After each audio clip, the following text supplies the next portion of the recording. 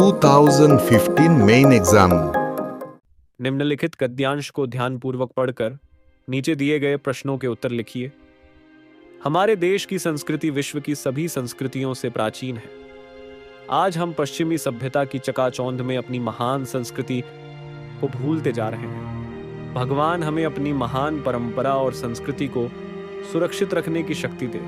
हम ये नहीं कहते कि हम आधुनिक विचारों से दूर रहें, लेकिन इन्हें सूझबूझ के साथ स्वीकार करना चाहिए। देशवासियों में वैज्ञानिक दृष्टि पैदा की जाए ताकि वे अज्ञानता और अंधविश्वास के अंधकार से निकलकर देश की प्रगति कर सकें। आध्यात्मिक शक्ति के साथ वैज्ञानिक तर्क शक्ति देश को ऊंचाई पर पहुंचा सकती है और इससे देश की अपनी पहचान बनती है। 1. हमारे देश की संस्कृति कैसी है? 2. भगवान हमें कैसी शक्ति प्रदान करें? 3. देशवासियों में वैज्ञानिक दृष्टि क्यों पैदा करनी चाहिए? 4. देश की पहचान कब बनती है? अब सही उत्तरों को देखेंगे। हमारे देश की संस्कृति कैसी है? हमारे देश की संस्कृति विश्व की सभी संस्कृतियों से प्राचीन है। भगवान हमें कैसी शक्ति प्रदान करें? भगवान हमें अपनी महान परंपरा और संस्कृति को सुरक्षित रखने की शक्ति प्रदान करें। देशवासियों में वैज्ञानिक दृष्टि क्यों पैदा करनी चाहिए? देशवासियों में वैज्ञानिक दृष्टि इसलिए पैदा करनी चाहिए ताकि वे अज्ञानता और अंधविश्वास के अंधकार से निकलकर देश की प्रगति कर सकें। देश की पहचान कब बनती है? देश की पहचान तब बनती है जब आध्यात्मिक शक्ति के साथ वैज्ञानिक तर्क शक्ति का समन्वय हो। 2015 Supplementary Exam. पुराण काल की बात है।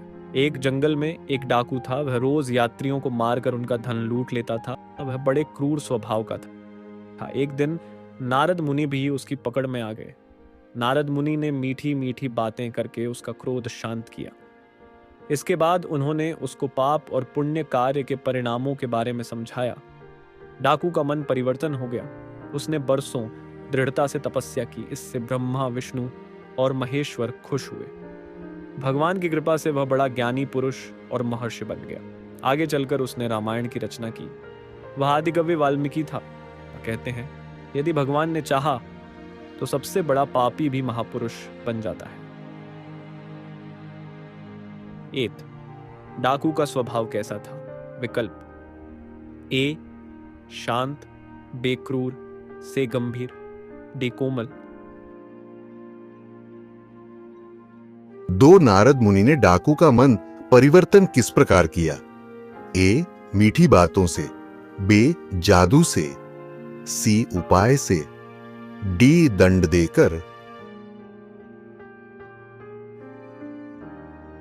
3. वाल्मीकि ने किस ग्रंथ की रचना की? ए महाभारत, बी भगवद गीता, सी गिरिजा कल्याण, डी रामायण। 4. नारद मुनि ने किन परिणामों के बारे में समझाया? ए धर्म कर्म, बे जात पौत, से भय भक्ति, डे पाप पुण्य,